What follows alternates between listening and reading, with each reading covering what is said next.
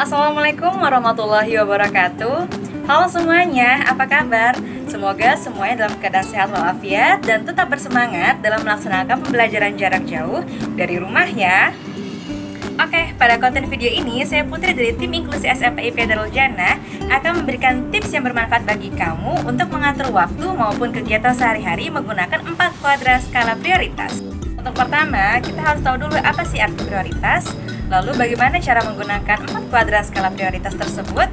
Kalau gitu langsung disimak aja video ini hingga akhir ya. Menurut para ahli, prioritas memiliki kata dasar prior yang berarti primer atau dasar atau yang utama. Dalam kamus Oxford Dictionary, istilah prioritas sebagai keadaan di mana seseorang atau sesuatu dianggap atau diperlakukan lebih penting daripada yang lainnya. Jika merujuk pada Kamus Besar Bahasa Indonesia Online, prioritas juga diartikan sebagai yang didahulukan dan diutamakan daripada yang lain. Dalam menjalankan aktivitas sehari-hari, penting ya untuk menentukan prioritas. Mengapa menentukan prioritas itu penting? Mungkin kamu pernah merasa dalam satu hari ada banyak hal yang harus kamu kerjakan.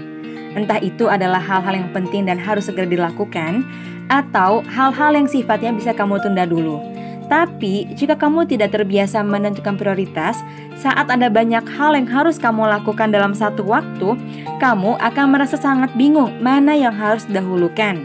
Dengan menentukan prioritas, kamu jadi bisa mengatur kegiatan berdasarkan tingkat kepentingan dan urgensinya, atau yang harus segera dilakukan, sehingga semua kegiatan kamu bisa terlaksana dengan baik dan teratur. Nah, disinilah 4 kuadran skala prioritas bisa membantu kamu dalam mengatur semua kegiatan kamu. Oke, langsung aja. Berikut langkah-langkah dalam mengatur kegiatan kamu menggunakan 4 kuadran skala prioritas. Hal pertama yang kamu lakukan, silahkan buat atau tulis daftar kegiatan. Untuk mudahnya, misalkan kita buat kegiatan yang akan dikerjakan dalam satu hari ya. Oke, yang kedua, dalam daftar tersebut, kamu masukkan semua kegiatan, baik itu yang bersifat penting, yang harus segera kamu lakukan, atau ada kegiatan yang ingin kamu rencanakan. Bahkan kegiatan-kegiatan yang biasanya bersifat sepele, yang cenderung membuang-buang waktu kamu, itu dimasukkan juga.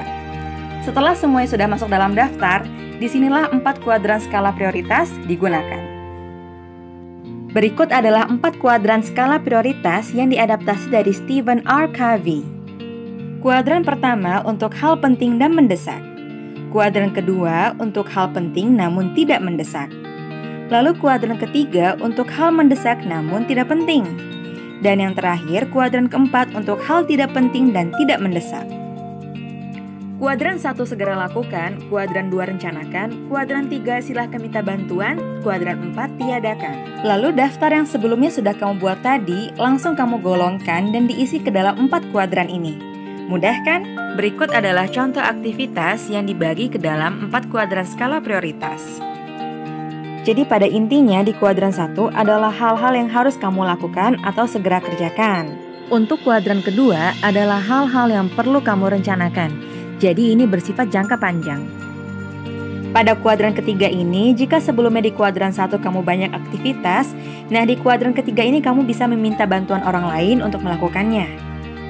Pada kuadran terakhir atau kuadran 4 ini adalah hal-hal yang bersifat sepele atau cenderung membuang-buang waktu kamu. Ini bisa kamu kurangi atau bahkan ditiadakan sama sekali. Nah, itulah cara bagaimana kamu mengatur prioritas dengan menggunakan 4 kuadran skala prioritas. Semoga hidup kamu bisa lebih terencana dan teratur sehingga kegiatan sehari-hari kamu bisa lebih produktif. Oh ya, 4 kuadran skala prioritas ini juga bisa kamu pergunakan saat menganggarkan keuangan untuk menentukan kebutuhan mana saja yang harus didahulukan, ditunda, atau bahkan ditiadakan. So, selamat mencoba!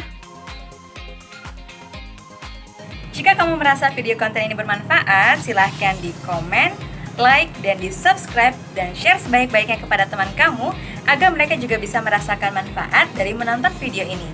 Sekian dari saya. Sampai bertemu kembali dalam video lain selanjutnya. Assalamualaikum warahmatullahi wabarakatuh.